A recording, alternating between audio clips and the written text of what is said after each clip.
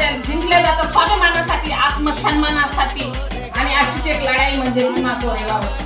1 जानेवारी 1818 रोजी भीमा नदीच्या काठी पुणे येथे ही लढाई झाली. त्या काळी समाजामध्ये पेशव्यांचे राज्य होते आणि एका समाजाला माणूस म्हणून देखील जगण्याचा अधिकार नव्हता. त्यांच्यावर अनेक अन्याय अत्याचार होत होते आणि या समाजामध्ये जन्म झाला एक महान शूरवीराचा, ते म्हणजे सिद्धनाथ महाराज. त्या दिवशी इतिहास पाहिला. त्या लढाईमध्ये अनेक शूरवीरांचे प्राण जात होते. ब्रिटिशांची संख्या खूप कमी होती आणि पेशव्यांची संख्या 21,000पेक्षाही पुढे होती.